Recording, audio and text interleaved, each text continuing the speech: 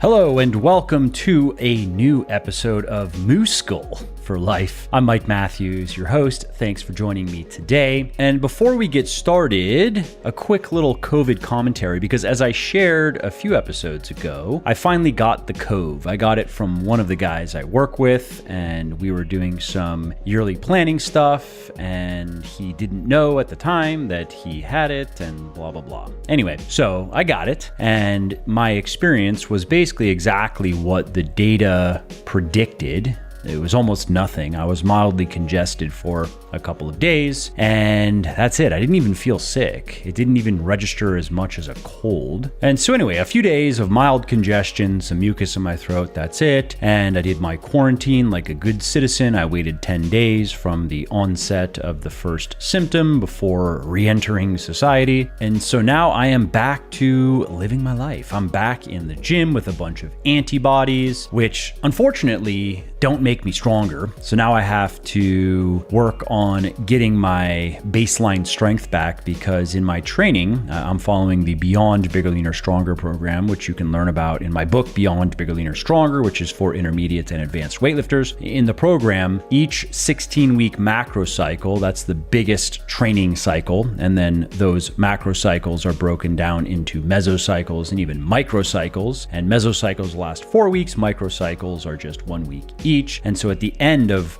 this 4-month training block, you do some AMRAP, as many reps as possible work with some of the big exercises to see if you have gained strength throughout the course of the macro cycle. Now, you are already going to know if you have or have not based on the programming, but the AMRAP week, where you do some AMRAPs on a squat, for example, a deadlift, a bench press, and an overhead press, are where you really get to push yourself and you get to see just how much strength you have gained. And that, of course, would indicate also muscle gain over the previous 4 months of training. And so right before I got the Rona, I believe I finished my week of sets of 2 with 90% of 1 rep max, and then that was supposed to be followed with the AMRAPs. And so I was right there. I was supposed to do my 2s and then go on a ski trip and then come back and do my AMRAPs, or maybe 1 week of like 4s or 2s and then an AMRAP. So I go on the ski trip and then I get back and then I promptly get Rona, and then I'm out of the gym for basically 2 weeks. And so now I'm back and just doing some sets of 4 and trying to get my weights back to where they were before I went skiing and got infected with the plague. And so I will just see how it goes. My pressing took the biggest hit, which is not surprising. Smaller muscles than the lower body muscles that power the squat and power the deadlift. And also when I was skiing, I was, of course, I was demanding a lot of my lower body muscles. I was skiing hours every day. I basically would just ski until my quads were clearly not able to keep up anymore, until I was struggling just to maintain good form, at which point it is time to go home, because not only is it a lot less fun when you can't really do what you want to do because your muscles won't muscle the way that you want them to, but then there's also the point of safety, because that's also when the risk of injury goes up, and especially during spring conditions, which that was my first time spring skiing, and winter skiing is way better in my opinion. Yeah, it's colder weather, but that doesn't bother me. You just dress for it, but way better snow. Anyway, that's it for today's mini memoir. I thought I would share briefly, in case anyone was wondering, how things panned out for me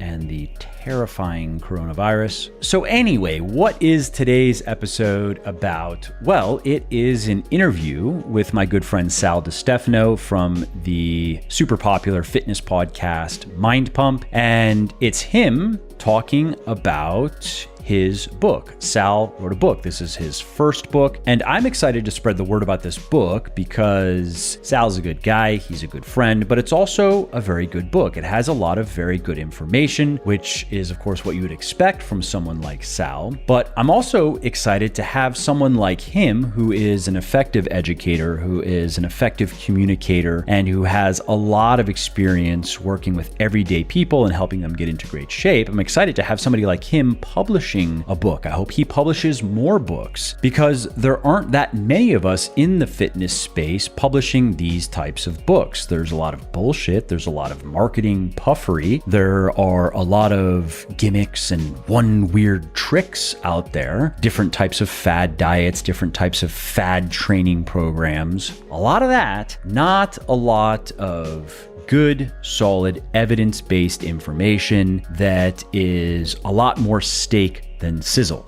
And that's why I'm always working on my next book, at least one of the reasons why. I mean, I really do enjoy it. That's the work that I enjoy the most. But I also am trying to build a bigger and better collection of material and give more and more people different ways to find me and find my work. But I'm only one dude and I can only do so much. And I wish there were many other dudes like me and like Sal who care to and are able to write good books and market those books, sell those books, get those books into people's hands before those hands get filled with bullshit. And so what is Sal's book, The Resistance Training Revolution, all about? Well, of course, that's what this interview is all about. And it's not just a pitch for his book, of course. He shares a lot of information from the book, practical stuff that you can start using right away. And of course, if you like this interview, you are definitely going to like the book, so you should pick up a copy. And if you know Sal and you know Adam and you know Justin, you know Mind Pump, I should mention Doug too. If you know them, you know that this book is not promising quick fixes. It's not a biohacking book. It's also not written for hardcore bodybuilders. It's really just the ground truths, the practical know-how that's required to help normal people who have a couple of hours per week to give to their fitness, get healthy, get lean, get some muscle definition, and enjoy the process and develop a lifestyle that they can maintain for the rest of their lives. So if you'd like to hear about Sal's mission to shift the fitness paradigm toward resistance training, to make resistance training the most popular and most prescribed, the most recommended form of exercise that people can do, and if you'd also like to learn a bit about how you can more effectively educate friends and family on the benefits of resistance training, maybe you are sold and you are doing a lot of resistance training, but you're having trouble convincing loved ones to do it with you, then I think you're going to like this episode. Also, if you like what I am doing here on the podcast and elsewhere, definitely check out my sports nutrition company, Legion, which, thanks to the support of many people like you, is the leading brand of all natural sports supplements in the world. And we're on top because every ingredient and dose in every product is backed by peer-reviewed scientific research. Every formulation is 100% transparent. There are no proprietary blends, for example. And everything is naturally sweetened and flavored. So that means no artificial sweeteners, no artificial food dyes, which may not be as dangerous as some people would have you believe, but there is good evidence to suggest that having many servings of artificial sweeteners in particular every day for long periods of time may not be the best for your health. So while you don't need pills, powders, and potions to get into great shape, and frankly, most of them are virtually useless, there are natural ingredients that can help you lose fat, build muscle, and get healthy faster, and you will find the best of them in Legion's products. To check out everything we have to offer, including protein powders and protein bars, pre-workout, post-workout supplements, fat burners, multivitamins, joint support, and more, head over to www.buylegion.com, BUYlegion.com, and just to show how much I appreciate my podcast peeps, use the coupon code MFL at checkout and you will save 20% on your entire first order. So again, if you appreciate my work and if you want to see more of it, and if you also want all natural, evidence-based supplements that work, please do consider supporting Legion so I can keep doing what I love, like producing more podcasts like this. Sal, you're back on the show. It's been a while. Yeah, it has, man. Good to hear from you, Mike. Yeah. Always love talking to you. Yeah, same. I'm looking forward to today's discussion, which is particularly exciting for me because you released a book and I understand what that means. I understand the work that goes into that. And that's still researching and writing is still the work that I enjoy the most. So whenever a friend or really, I like to see anyone in the industry release a book because readers read widely. Books are not a zero-sum game. I welcome the quote-unquote competition. I don't even view it that way, especially when somebody like you and who's knowledgeable and who has a big following does this, writes a book and releases a book because you are going to bring more readers into the ecosystem, so to speak. So exciting. Yeah, no, that's exactly how I feel when I see other good people in our space. I think that the health and fitness space is so crowded with just terrible information, either just not true stuff, blatant lies, or communicated in ways that aren't really going to help people. But there's a small percentage of the information that's actually really good. And the more good information that's out there, stuff like you put out, the more, I guess, awareness we bring to it and the better. And so I'm with you 100%. I love seeing good stuff. So I appreciate you saying that about me. Tell us about the book. So let's start with the title for people who already want to go check it out. And then what's the premise and why did you write it? Like what opportunity did you see? What gap did you see in the marketplace that you felt you could fill? So the book is called The Resistance Training Revolution. And I was actually approached by a publisher to write a book, representing Mind Pump. Now, this idea is one that I've had for a very, very long time. It's just something that I've wanted to do for a long time. The opportunity presented itself, and I thought, okay, this is a good time to do this. Now, as far as what's in the book or the premise or what's motivating me to write that book or what motivated me to write it really has to do with a lot of the stuff that I saw when I trained people for so long. As you know, before we ever started Mind Pump, I was a trainer. And I trained people for a long time. I did it for over 2 decades. And I had a deep passion, I still do, for helping people improve their health and their fitness in real fundamental ways and long-term forever ways. We have a problem in the fitness industry where we do a good job getting people to their goals. We do a terrible job helping them stay to their goals, getting their goals or stay in shape or stay healthy. And this was a problem that I worked on, again, for over 2 decades as a personal trainer. Now, the book focuses mainly on the exercise portion of the health problem, but I do cover some nutrition stuff in there as well. And essentially, it boils all down to this. When you look at the main health problems that we're dealing with in modern societies, obesity's got to be near the top, if not at the top, especially if you can link many of the common issues that we suffer from to obesity. In other words, diabetes is a big problem.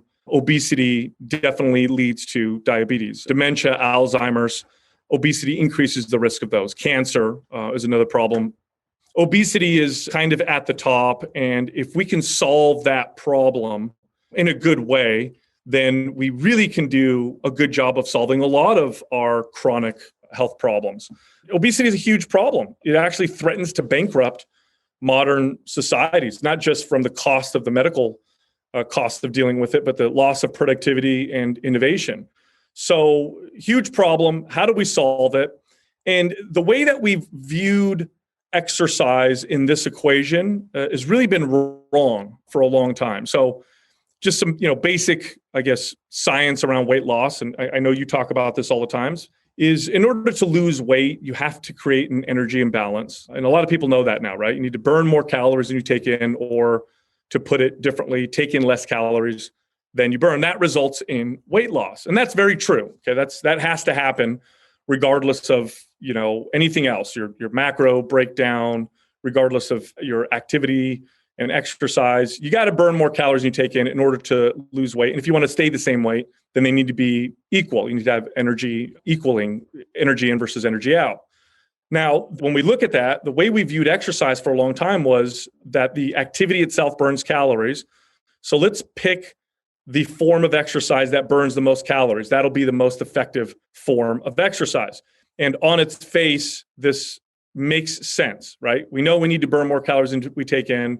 So logically, on its surface, why don't we pick the forms of exercise that just burn the most calories? That makes the most sense.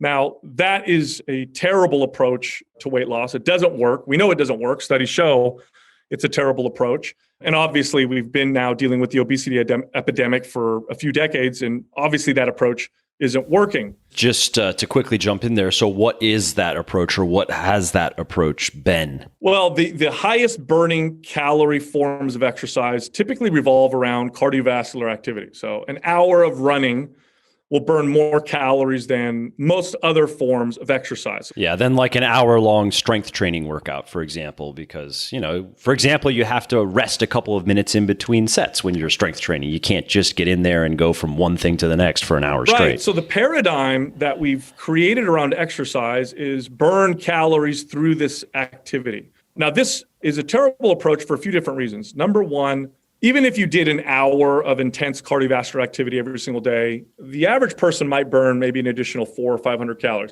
Now, I know people's cardio machines say that they're burning 800 calories or 900 calories. That's total baloney. They lie to sell their equipment. Most people will burn about 400 to 500 calories. And that sounds like a lot. It's not much. You can eat 400 or 500 calories very, very quickly. I could drink it in 5 minutes. And then the other part of this that we don't ever consider are the adaptations that exercise induces in the body. And what do those adaptations mean? So the current paradigm is burn calories, but the paradigm we need to shift to is, what are the adaptations that this exercise is inducing my body? How is this particular workout getting my body to change and adapt? And then what does that mean? Now, with cardiovascular activity, the adaptation that you're asking your body the adaptation processes you're asking your body to engage in revolve around endurance, right? So if you run a lot, your body's going to try to improve its endurance. This doesn't require a lot of muscle. In fact, it requires very little muscle because it requires very little strength. And your body also starts to try to become efficient at the activity that you're performing. So it's not unlike if you had some kind of a advanced AI car that you drove for, at slow speeds for long distances that adapted to what you were doing. That car would obviously adapt to a one-cylinder engine to try to conserve energy. Well, this is what your body ends up doing through lots of cardiovascular activity. You start to actually lose muscle. Studies support this. People who do cardio plus diet end up losing something like 50% of the weight comes from muscle, sometimes more. And you actually end up with a slower metabolism over time. And this is why the cardio approach or the calorie burn approach through exercise results in initial results. A lot of people have experienced this, right? They're trying to lose 30 pounds, they lose 10 pounds real fast by doing lots of cardio. And then they get this really hard plateau and they can't figure out what the hell's going on. And then they're left with the options of cutting their calories more or adding more exercise to burn more calories, or both. And this is obviously not sustainable. The typical person, in my experience, Mike, I train a lot of average people. I had some athletes, I had some fanatical people, but the vast majority of people that I trained were everyday average people. Most people are going to stay consistent with exercise about 2 or 3 days a week. You're not going to get any more than that. That's about average. And that's doing a damn good job. So to, have your body plateau with doing all this cardio, metabolism slows down, throw more exercise on top of it, cut calories even more, not sustainable. And so we get this cycle of losing some weight, plateauing. Some people go even harder, other people give up, but eventually everybody gives up. They gain the weight back and they have less muscle than they did when they started. And now it's more difficult. And sometimes they gain even more body fat. So what I try to do with this book is change the paradigm around exercise a little bit. So forget the calories that you burn during exercise. Let's focus on what adaptations this form of exercise is causing in the body. Resistance training, in this particular case, in this context that we're talking about, is superior because resistance training, although it doesn't burn a lot of calories while you do it, it does tell the body to get stronger, and it does tell the body to build muscle, which results in a faster metabolism, a metabolism that burns more calories, especially when you combine this with a high protein diet. Over time, this is a great long-term approach. If you're burning 200, 300, 400, and I've had clients whose metabolism's gone up as much as 1,000 calories a day, you're burning that many more calories every single day, not doing anything extra. You don't have to burn those calories. I don't have to go move to cause that to happen. I just have a faster metabolism.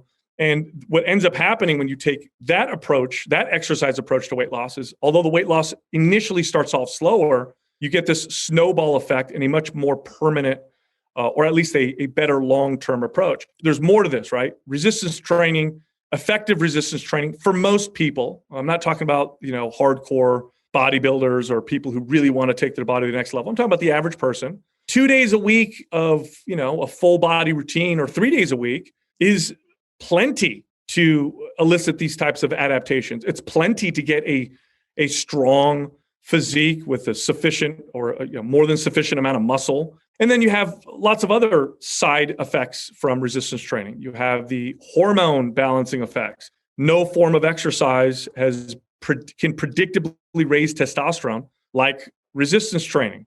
It just does this in men. In women, resistance training done appropriately can balance out progesterone and estrogen. It's also by far the best form of exercise for, stopping bone loss, reversing osteopenia, improving functional flexibility and mobility, which is, a big problem as we get older. It doesn't require a lot of time. My goal in the book is to communicate this in a very effective way, because resistance training still is stigmatized. And I'm sure you know this, right? The average person, if my aunt goes to the doctor and gets their checkup, and the doctor says, your blood pressure is a little high, your blood lipids are not great, I'm going to recommend that you start exercising. The first or second or even third option that my aunt will probably think about is not resistance training. She's not going to think to herself, I'm going to go grab a pair of dumbbells and do some shoulder presses. She's probably going to choose the form of exercise we've been advertised forever, which is cardio. So, I'm going to go run, I'm going to walk, I'm going to go swim. She doesn't think, or the average person doesn't think, to do resistance training. And that's because the stigma that surrounds it, people don't understand it super well. They don't understand that, especially for women, right? They're afraid of getting bulky and looking like their bodybuilders are like their men, which is totally incorrect. Women who lift weights, even like bodybuilders who stay natural, end up with a very sculpted, lean, feminine looking physique with curves, right? Curves come from, muscle. So that's really the goal. The goal of the book is to really break that down, talk about how that stigma started, why we view resistance training the way we view it now, and why resistance training is the part of the modern, it's the part of the formula, the modern formula to fight obesity. Of course, there's more than just exercise, but the exercise portion, it's got to be resistance training. Now, I'm not saying other forms of exercise don't have value. They do. But most people are only going to find time to do one form of exercise. Make it that. That will give you far better results, actually, regardless of your goals, than any other form of exercise, but especially for, losing body fat. Completely agree. And I think part of the problem also with resistance training is it's more difficult to do correctly than just going out for a run or riding your bike, right? You actually do need to know some things to do resistance training effectively, whereas you can just hop on a bike and ride around and cool, your heart got pumping. And as you just said, there are health benefits associated with that. And I'm not anti-cardio by any means, but of course it's not the same. If you just go to the gym and you don't really know what to do, I remember back in the beginning of when I got into weightlifting, it can be a bit confusing because there is so much bad information out there. So if you do try to start educating yourself, you're like, okay, I guess I'll just grab a workout off the internet or something. And it's just not that helpful to know that I'm supposed to do this exercise that says, all right, let me watch a video. All right, fine, fair enough. That's how you do that exercise. It says do 3 sets of 10 reps. Okay.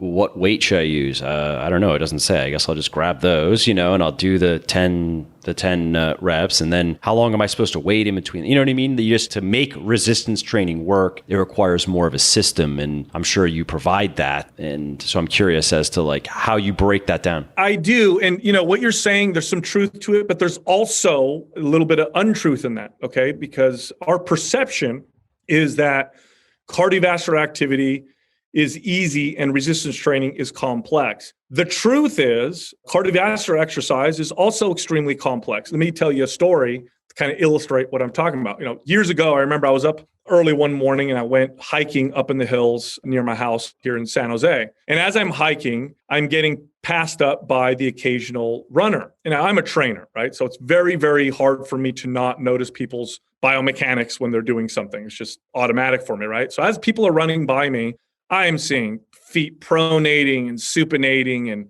posture issues. And I'm just like, oh my gosh, I just see all this terrible running. And I didn't see a single person running well. And then it dawned on me. Most people run terribly. And the reason why they run terribly is everybody stops running when they're kids and they don't pick it up again until they're much older. And then when they do, they don't view running like a skill. They go out to run in order to get fatigued. Now, although we did as humans evolve to run, I mean, we're actually built to run. It's a skill. And like any skill, if you stop practicing, you forget how to do it. And when people go out to go just run, they end up with terrible biomechanics. And this is why running is actually the number one form of exercise for injuries. When people go to the surgeon for knee surgery or hip surgery, or they have a problem, if it's related to exercise, it's almost, it's like, I don't remember what the odds are, but the big odds are that it was probably because the person was running a lot.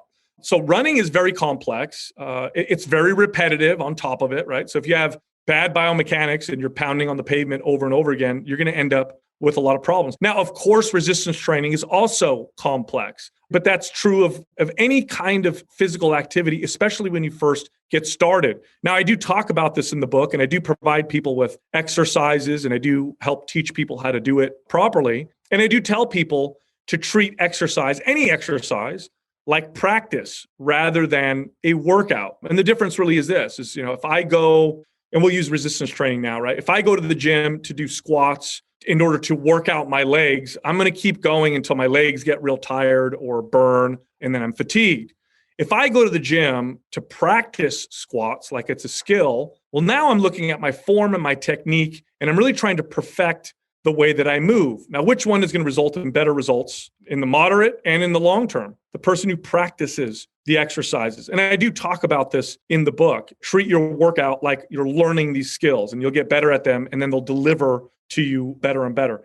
But yeah, there is that perception, right? That, I'm just going to run because it's easy. I'll just put some running shoes on. And I tell you what, go outside right now, take 100 people, put some running shoes on them, have them run, and observe their mechanics. It's absolutely terrible. And all of them will get hurt if they continue doing things that way. So, that is definitely one of the misperceptions, or one of the stigmas around resistance training. That's kind of not true. Yes, there's some complexity to it, but all exercise needs to be treated like a skill, because they're all based off of movements. You are training yourself. And if you don't do any type of a workout with good technique and good skill, your risk of injury goes up, and it continues to go up as the longer you do it. A good point for sure. I guess just as a follow-up little bit of commentary is, it's still, I would say, easier to quote unquote get results with something like running if you're just looking to burn some extra calories, create that calorie deficit, and lose some weight. And so I understand the perception of, well, it's easier to go running or go swimming or just go hop on a bike. I don't need to know that much in terms of abstract theory to go out and do that and to quote unquote see results. Whereas when I step in the gym, I see all this equipment, I see machines, I see dumbbells, I see barbells, and I hear people talking about all different ways of laying out workouts, doing these exercises first versus those first, doing heavier weights on these, lighter weights on those, fewer sets on those, you know what I mean? So, 100%. And yes, the results that you get with cardio being your exercise form when it comes to weight loss is initially you see faster weight loss. By the way, the weight loss is almost always partially muscle, if not at least half muscle. And the studies, again, confirm this. And by the way, if you lose 10 pounds and 5 pounds is muscle and 5 pounds is body fat, you are a smaller, same body fat percentage version of yourself. Yeah, that's the road to skinny fat, right? Yeah, you're just a smaller, flabby version of yourself. I've actually had, this is very sad, this happens all the time when I would manage gyms and they wouldn't listen to me, of course, and they do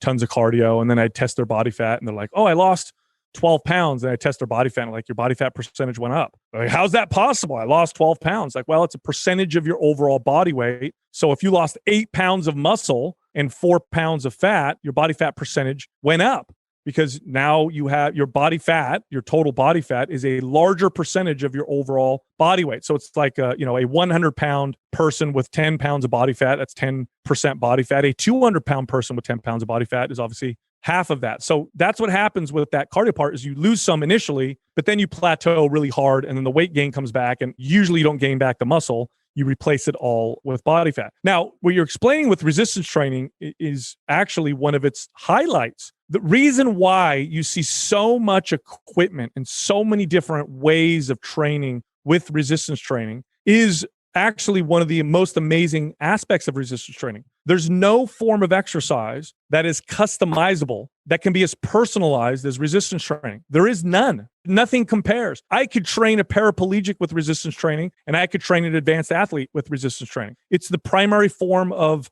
exercise that physical therapists use when they rehab people. You can't do that with other forms of exercise. That's one of the main reasons, especially when we're talking about the average person, you see so many different ways of applying resistance training. You know, if I have someone who's tall versus someone who's short, and someone's very strong, someone's very weak, their mobility could be different. They might have different movement patterns. I can apply resistance training appropriately to every single person that I'm in front of. You can't do that with other forms of exercise. So in that case, yes, there's a huge, there's a tremendous amount of variety and ways to apply resistance training. But now let's bring it down to, again, I'm talking to the average person. The average person who is looking to improve their health, improve their hormone profile, become leaner, more resilient, stronger, improve their functional mobility, which we can get into. And improve muscle definition as well, right? Improve what they see in the mirror, feel their clothes fitting better. Absolutely. I mean, let's be honest. That's the main reason why people will ever work out to begin with. I mean, that's at least half of the reason why I still do it. I have no shame in admitting that. If you like what I'm doing here on the podcast and elsewhere, definitely check out my sports nutrition company, Legion, which, thanks to the support of many people like you, is the leading brand of all natural sports supplements in the world. So let's talk about the average person who's going to, again, dedicate maybe on a long-term basis, 2 or 3 days a week to exercise. It's very basic for them. They don't need to know 99.9% of everything that's out there. If they just went to the gym and practiced squats, some kind of an overhead press, some kind of a horizontal press, some kind of a row, some kind of a core stabilization exercise, that's it. They're good. They're done. Now, if they want to go to the next level, if they want to look like Mike Matthews, then yeah, they're going to need to, apply more techniques and learn a little bit more about the science behind resistance training. And let's be real. I mean, there's only one Mike Matthews, That's true. That's good luck. I'm not going to look like that guy. It doesn't require a whole lot. Like I said, Mike, I trained everyday average people forever. And the beauty of it is this. Here's the wonderful thing about this is that resistance training, because of the way it produces results, because of the way it changes your body so that it's better suited to fight the ills of modern life. And because you don't need to do it a lot in order to get those goals, the consistency is way higher. People stay with it much longer when it's done properly. It's got that stickiness that most forms of exercise don't have. And, here's another wonderful part about resistance training. When you don't do it, if you take a couple weeks off, you don't gain body fat as fast and don't go backwards as fast as you do if you do other forms of exercise. If you're doing exercise, if you're running on a treadmill to burn an extra 300 to 400 calories every single day, no matter what, the minute you stop it, that is gone. Now you're 300, 400 calories that you're burning is gone. With resistance training, and studies, again, they support the hell out of this. In fact, there was a study that came out that showed that people who worked out for 3 weeks and took a week off, so literally out of every month, they took 1 week off, and compared them to another group that worked out every week. At the end of the 3-month test, they found that they all had similar strength and muscle gains. It's much more permanent. Resistance training causes much more permanent results. You develop muscle memory. You don't lose muscle as fast as you lose other kind of physical attributes. So again, it's such a perfectly suited form of exercise for the things that we're dealing with in modern societies. And again, my goal is to get this book into the average person's hands and have them read it and go, oh shit, this is the way I need to work out. I need to start doing this. I need to stop trying to do these Zumba classes or all this other crap, because this form of exercise is exactly what I'm looking for. And what does a resistance training revolution, RTR, you mentioned full body workout, what does that look like for people wondering? They're fired up. They want to go to the gym right now and do something and experience this for themselves. Yeah, no. And the reason why I named it that was, there was a book that was published in the 70s, I believe. And I can't believe I forgot the name of it. Anyways, a running book. There's a picture of on the cover of a guy, like a red, tennis shoe or whatever. And it started the running trend that happened in America. And we're still kind of in it right now, right? After that book was published, people were lacing up their shoes and going out to run. It was called the Complete Book of Running. That's right. And so I thought, God, I would love to make a book that did that for resistance training. So that's why I named it the Resistance Training Revolution. Now you're asking, what does that look like? For most people, it's a 2-day-a-week or 3-day-a-week routine. For most people, for most average people, it's a routine that lasts 30 to 45 minutes, done appropriately and done properly, where you're training the entire body. There's a little bit of correctional exercise in there. And then there's a focus on some of these fundamental movements that we know to be the most effective resistance training exercises. Like, for example, a barbell squat by itself will give you more results than almost any other 3 or 4 combined leg exercises, all other things being equal, volume and all that stuff. A deadlift or an overhead press or a deadlift or a row. Like, these are all exercises that just have a lot of bang and a lot of carryover. But I don't just talk about this in the book. I really wrote this book for all the clients that I had trained over those couple decades. And so I do also focus on the mental aspect, which, to be honest, Mike, is the most important aspect when we're dealing with keeping people consistent and getting them to, not just embark on a health journey, but rather stay on that health journey. It's that mental piece. And I'll give you one example. And I do talk about this in depth in the book, but part of this fitness paradigm that I'm talking about, the false fitness paradigm, also one of the pieces of that formula revolves around motivation. And the fitness industry advertises and markets to this very effectively. In fact, if you look at all the fitness trends, it's very heavy on motivation. Like, Orange Theory is real popular. Why is that real popular right now? Because it's exciting, it's fun, it's motivating. It'll also at some point fail, just like the other trends do, because motivation is a fleeting state of mind. It's a state of mind that is not permanent. And if you sell yourself or sell others or are working out and focusing on being motivated to do it, you are setting yourself up for failure, because once the motivation's gone, everything stops. This is one of the reasons why we see the trend with exercise or nutrition, with diet, is to where people are motivated, they're very consistent, and then they lose motivation and then they stop. And it's just kind of this on the wagon, off the wagon type of behavior. What I talk about in the book is how to develop the skill of discipline. And discipline is a skill which you could develop. And because it's a skill, you can use this skill regardless of your state of mind. And it becomes most valuable when you lack motivation. Because when you're motivated, you don't need to be talked into working out. You're going to eat right. When my clients were motivated, it was very easy to get them to do what I wanted. It was when they weren't motivated.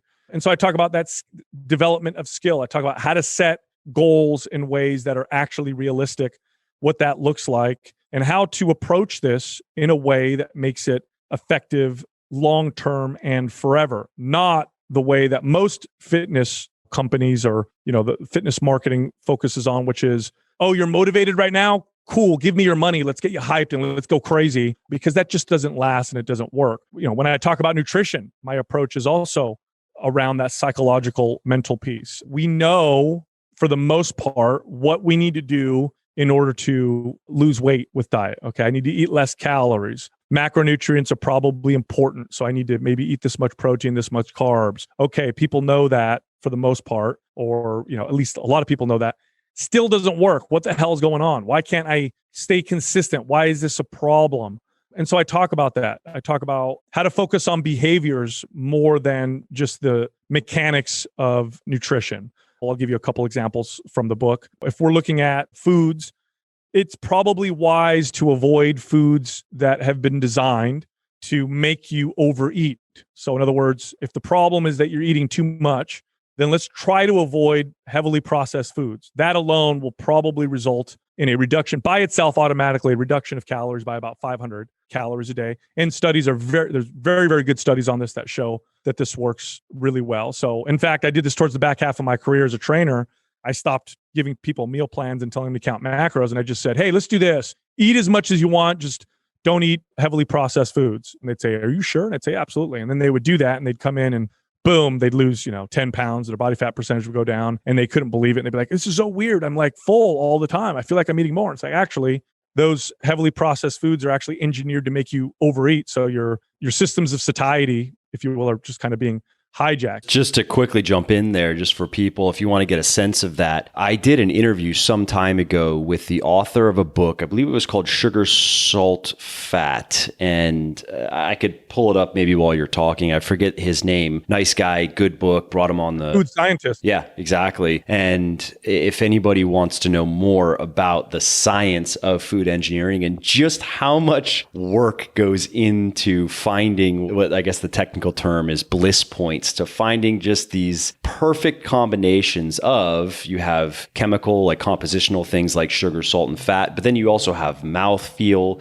and just the experience of eating. It is very much a science. I mean, rigorous trials, rigorous experiments, in some case, hundreds and hundreds of variations of individual foods to get the perfect chip. For example, it didn't surprise me when I learned the information, because that kind of studious approach to anything is the way to become excellent. So if you're going to get excellent at creating foods that are delicious and that you can just eat an entire bag of without even noticing it, then yeah, that's like the level of effort that it requires. But that is the level of effort that is put into it. I mean, we're talking hundreds of millions of dollars per year, if not billions of dollars a year, across the big food companies, and very, very smart people, food scientists, whose entire mission is to make these foods as delicious as possible. And they're very good at it. As addicting as possible. Michael Moss is the one that... Correct. There you go. That wrote that book. And the vast majority of the research and development that goes into food is actually spent on exactly that. And they've actually gotten to the point now that we're looking at now decades, right? So heavily processed foods have been with us now for decades. They've now got to the point where they can produce drug-like effects in the brain with food. And this is confirmed through fMRI tests. So, and the studies on this are actually very well made. These are very controlled studies where they'll take groups of people and they'll take one group and they'll let them have unlimited access to whole natural foods. And then they'll take another group and they'll give them unlimited access to heavily processed foods. And they even make sure that the macros are similar, right? So they even make sure that the macros of the foods in each group are similar. They leave them alone and the researchers just kind of count the calories that they're eating. Then they take the same groups and they switch rooms. So the group that was in the heavily processed room goes into the whole natural room and vice versa. And they find consistently people will eat about 500, maybe 600 more calories a day just from eating those foods. So simply avoiding those, your behaviors naturally change and you start to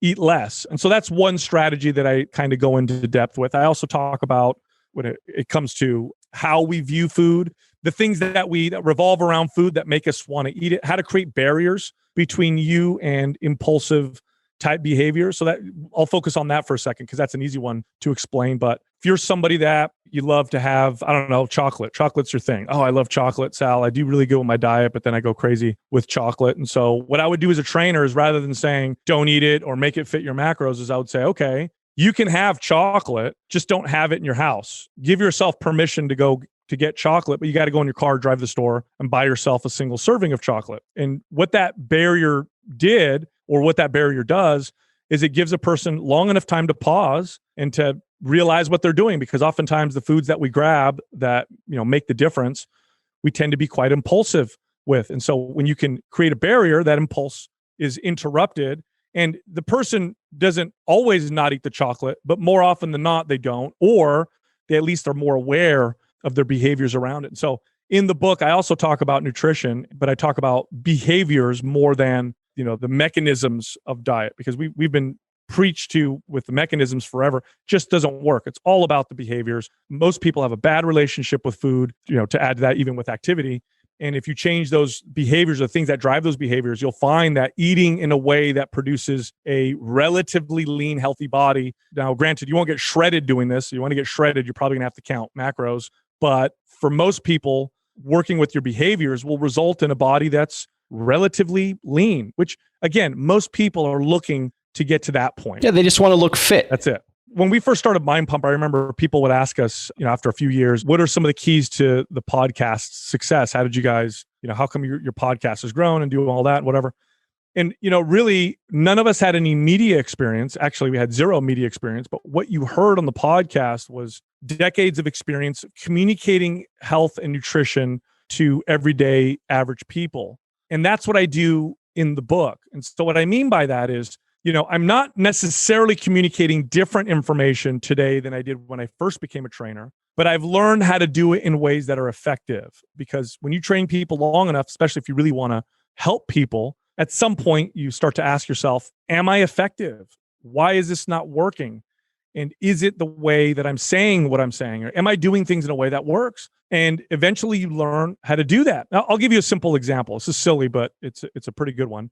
As an early trainer, if I had a potential client approach me and we started talking about working out, and I said, and I would say, how many days a week do you think you could work out? And then the person would reply and say, I'm really busy. I've got kids. I've got a job.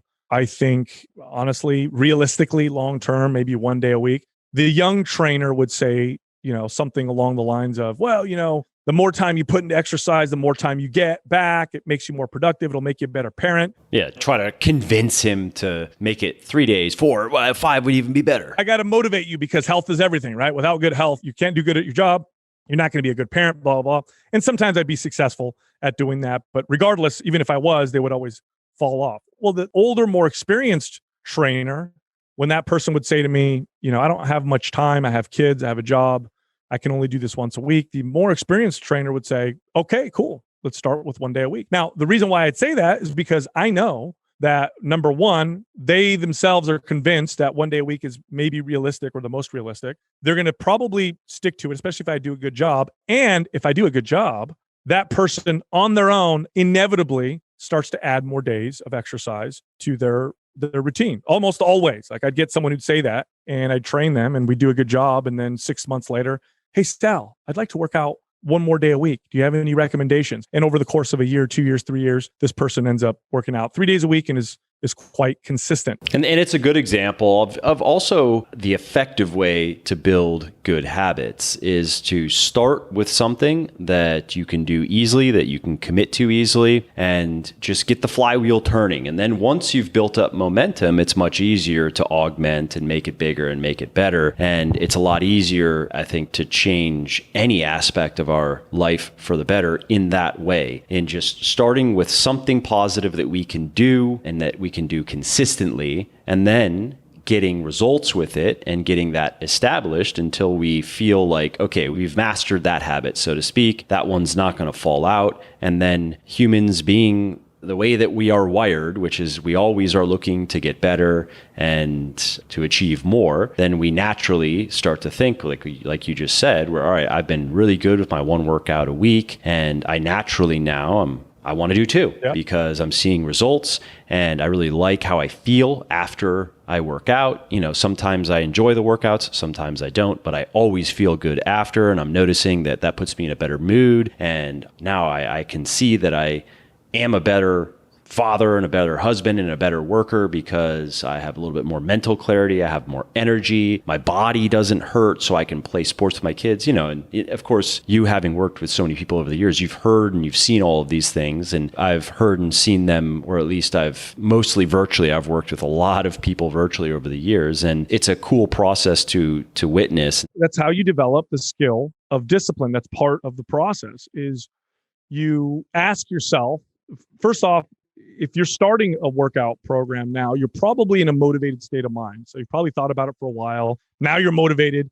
So you need to take yourself out of that state of mind for a second and ask yourself, what is a realistic forever? Use the parameters of forever. What is realistic for me forever that I could start with right now that I know I could stick to forever. Now, you want it to be challenging because otherwise it doesn't mean anything. There has to be a little bit of challenge. Otherwise it has no meaning, but it needs to be realistic forever. And then you start there. And then don't even worry about the fact that you're going to later add more. Just stick with that. And don't worry about what other people are doing. Don't worry about what you see on social media, what you see in the gym.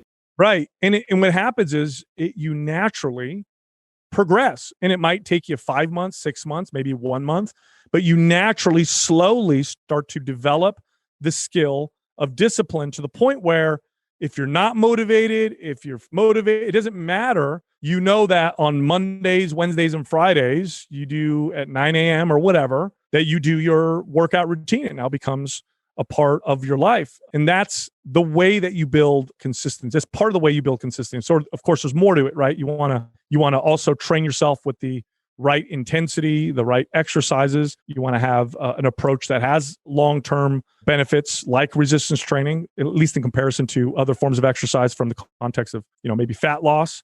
But once you do that, your odds of success long-term are far higher. Now, if you do, what a lot of people do, which is, all right, that's it. I'm going to get in shape. I'm motivated. And I'm going to go to the gym 5 days a week and I'm going to run on the treadmill. I'm going to burn all these calories. Your odds of long-term success are I think it's 10%. The last time I checked. I would argue it's probably less than that. You're going to fail 100%. You're going to fail at some point, and then you're going to be stuck right back where you were before. And it's going to be even more difficult because now you have that failure, especially if you have multiple failures. So it is a slow approach.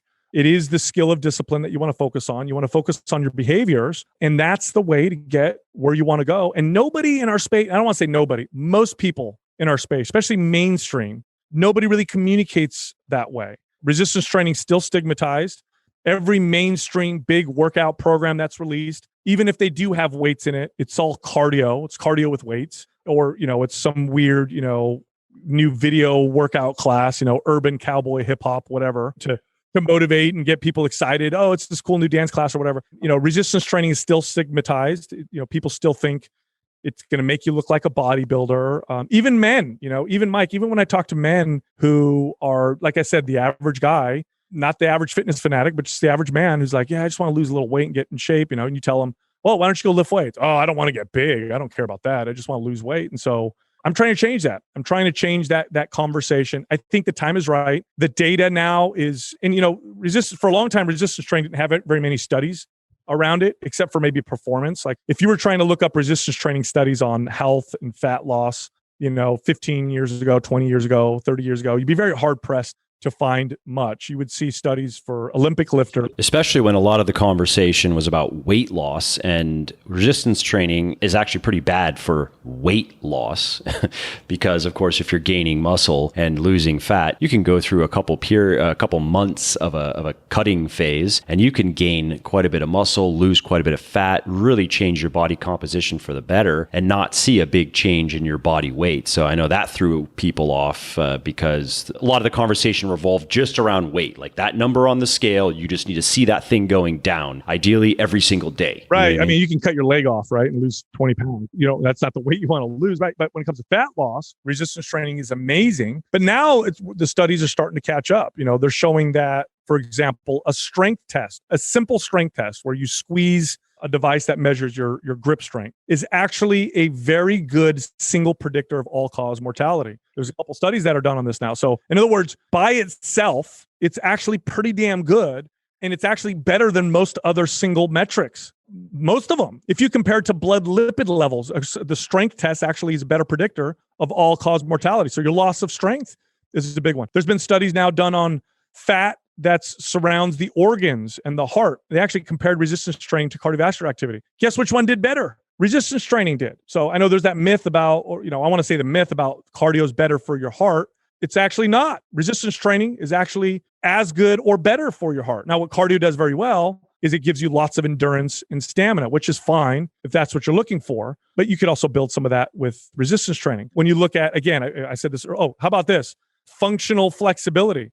There's the stigma that resistance training makes you tighter, right? That you lose flexibility when you do resistance training. They just compared resistance training to stretching. There was a study that came out and they showed that resistance training was at least as good. Now I make the argument that resistance training is better than other forms of activity for improving functional flexibility, because resistance training gets you stronger in new throughout the entire ranges of motion. That's right. Whereas other forms of exercise might give you more range of motion, but now you're actually more unstable because you don't have strength in that range of motion. If you do full range of motion squats and presses and rows and rotation exercises, you've got a really good base of functional flexibility. When you're just stretching, you're getting more range of motion. You might be able to get into the bottom of a squat, but if you can't have any load at that bottom of the squat, you're in a dangerous position. With resistance training, you get functional, real world functional flexibility. I used to love training people in advanced age because of that. And they would always trip out. They'd be like, oh my God, I can't believe how much more mobile I am. Mobility. We have lots of mobility issues these days with the aging population. The number one reason why people lose mobility is lack of strength.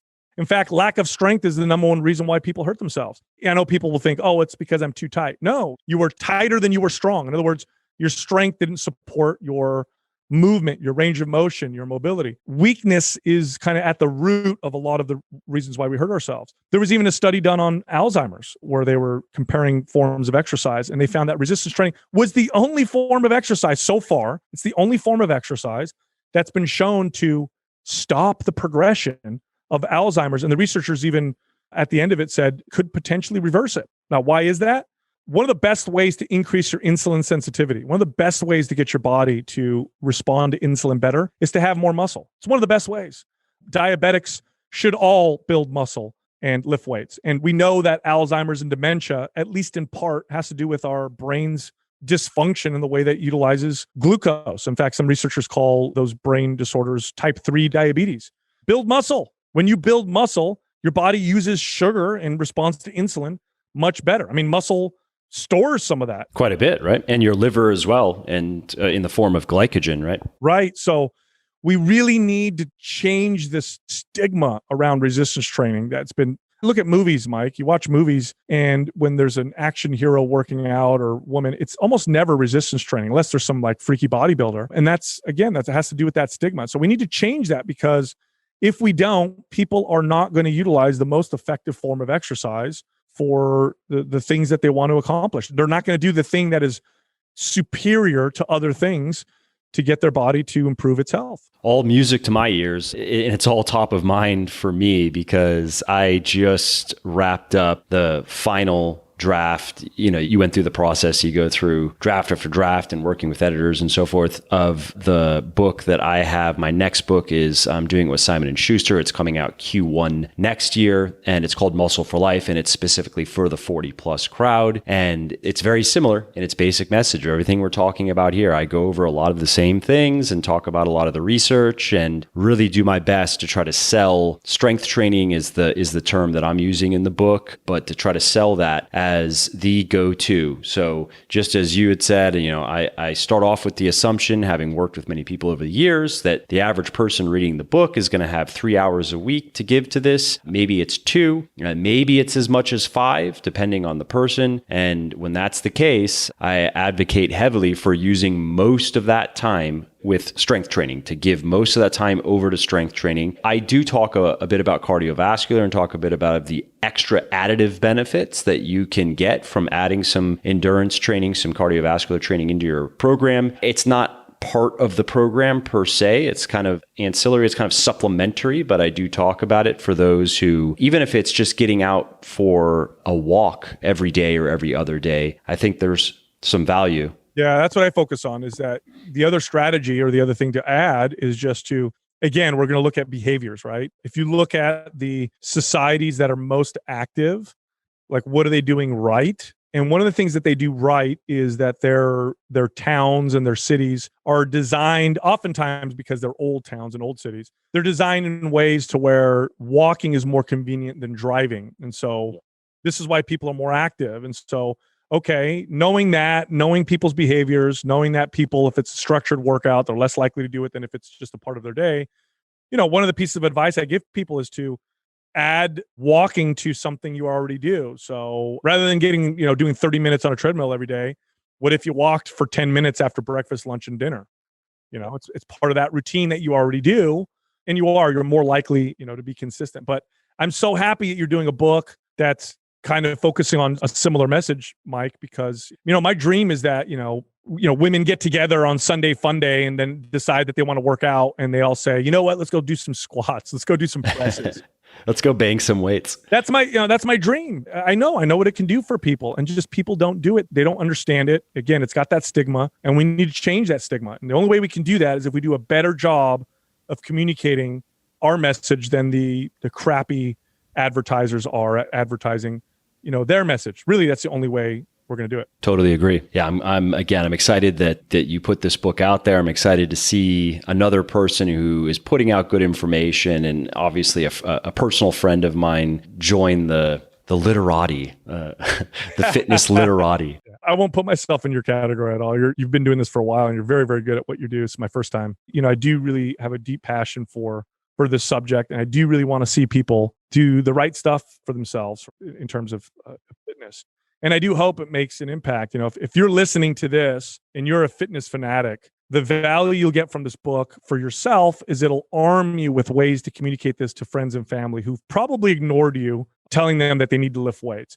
It's an excellent book for friends and family who, love to read. I like that, using it as a bridge, because sometimes, I've run into this where people, they see me and I'm in pretty good shape, and they immediately assume that they couldn't do what I do. And they actually assume that I do a lot more than I actually do. I do obviously spend a fair amount of time in the gym. I spend probably 5 to 6 hours a week in the gym, and I do a bit of cardio outside of that. But there's a bit of a barrier sometimes with, I'm thinking of personal people in my personal life who I meet. And again, their initial assumption is like, all right, whatever this dude is going to tell me just is not for me because he's a freak. And I don't agree with that, but I understand the perception. Right. Or you're just telling you're trying to tell your mom or your dad or your aunt or your uncle or your cousin, hey, I know you said you want to lose weight.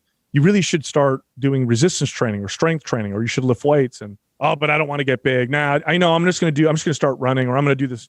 Or they're afraid to get hurt. I know that's something we didn't talk about, but I'm sure you talk about that in the book, that resistance training, when done properly, is a very safe activity, actually. It's actually one of the safest, especially, again, if you, like we said earlier in the podcast, if you treat it like practice, if you treat it like you're developing a skill rather than going to work out, which is how I've always, not always, it's how I started to train people as I became a much better trainer. And it was way more effective. Like there's not even in the same universe in terms of how much more effective it is when you view your workouts like practicing a skill versus like I need to go sweat, get sore, and work out. So, it's a great book for people who read every fad fitness and nutrition book. Slip this to them, tell them it's the newest fad, and this will get them moving in the right direction. Get them to view things differently. Dr. Oz loves this. Just check it out. I got some great feedback from people. I had some friends and family members read it, let me know what they thought. And these are people who just didn't refuse to listen to me for years. I gave up on them. And I got great feedback. Afterwards they were like, you know what, Sal?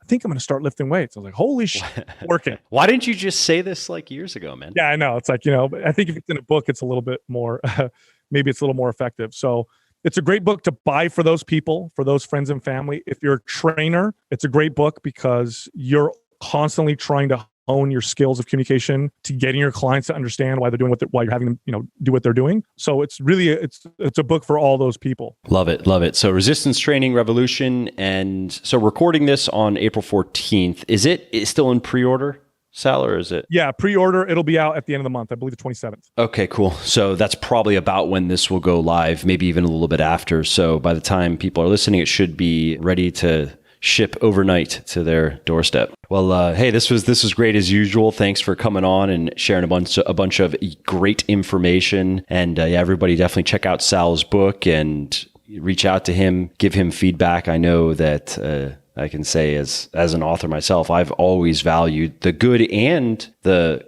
critical feedback that I've gotten over the years. And in some ways, I've actually appreciated the negative feedback a little bit more, in that the good feedback made me feel good, but the quote unquote bad feedback has helped me improve my work a lot over the years, because in some cases it was kind of just like nonsensical ranting, and that's not useful. But in other cases, people brought up great points. They asked good questions. They pointed out things that just didn't occur to me. So I'm sure, Sal, that you're the same way and that you appreciate any and all feedback. Yeah, totally. And I'll say this, man, it's challenged me more than anything I've ever done. And, I've tried to think about why. I think part of it is I definitely want to do well for my partners I'm representing, the Mind Pump brand. I mean, I talk on video and on audio for a living, but it's weird when you put something in writing and it's out there. Definitely challenges, at least for me, it challenged my, I don't know what you want to call it, my ego, maybe more than anything else. Like, oh crap, it's going to be out there. People are going to read it. I hope, people enjoy it. I hope it does well or whatever. More so than. And maybe you expect more of a book than a podcast episode, right? Because they're just inherently different. A podcast episode is meant to be a casual conversation, and maybe you're more likely to forgive lapses or mistakes or whatever. Whereas in a book, you just have high standards that you were working toward. Oh yeah. So I hope it does well, but yeah, I do appreciate any and all feedback. So I appreciate you saying that. Awesome, man. Thanks again. And I look forward to our next talk. Thanks, brother. Always a good time. All right, well, that's it for this episode. I hope you enjoyed it and found it interesting and helpful. And if you did, and you don't mind doing me a favor, please do leave a quick review on iTunes or wherever you're listening to me from, in whichever app you're listening to me in, because that not only convinces people that they should check out the show, it also increases search visibility, and thus it helps more people find their way to me and learn how to get fitter, leaner, stronger, healthier, and happier as well. And of course, if you want to be notified when the next episode goes live, then simply subscribe to the podcast and you won't miss out on any new stuff. And if you didn't like something about the show, please do shoot me an email at mike@muscleforlife.com, just muscle, F-O-R, life.com, and share your thoughts on how I can do this better. I read everything myself, and I'm always looking for constructive feedback, even if it is criticism. I'm open to it. And of course, you can email me if you have positive feedback as well, or if you have questions really relating to anything that you think I could help you with, definitely send me an email. That is the best way to get a hold of me, mike@muscleforlife.com. And that's it. Thanks again for listening to this episode, and I hope to hear from you soon.